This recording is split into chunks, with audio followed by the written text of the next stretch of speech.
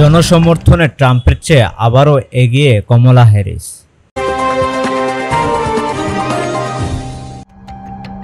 যুক্তরাষ্ট্রের আগামী প্রেসিডেন্ট নির্বাচনে রিপাবলিকান পার্টি ডোনাল্ড ট্রাম্পের চেয়ে জনসমর্থনের দিক থেকে সামান্য এগিয়ে আছেন ডেমোক্র্যাট দলীয় সম্ভাব্য প্রার্থী কমলা হ্যারিস।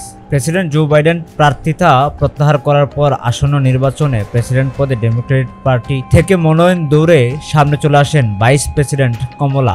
প্রার্থিতা প্রত্যাহারের আগের কয়েক সপ্তাহ জনমত জরিপে ট্রাম্পের চেয়ে পিছিয়ে ছিলেন বাইডেন, তবে কমলা এরই মধ্যে ট্রাম্পকে টপকে গেছে। 3.5% ভুলের মার্জিন আমলে রেখে জরিপের এই ফলাফল এসেছে। সর্বশেষ জরিপটি চলে 3 দিন ধরে। গত রোববার ছিল জরিপের শেষ দিন। ফলাফলে দেখা যায় ভাইস প্রেসিডেন্ট কমলা 43% নিবন্ধিত ভোটারের সমর্থন পেয়েছেন। সাবেক প্রেসিডেন্ট ট্রাম্প পেয়েছেন 42% সমর্থন, অর্থাৎ 1% পয়েন্ট ব্যবধানে কমলা এগিয়ে গেছে।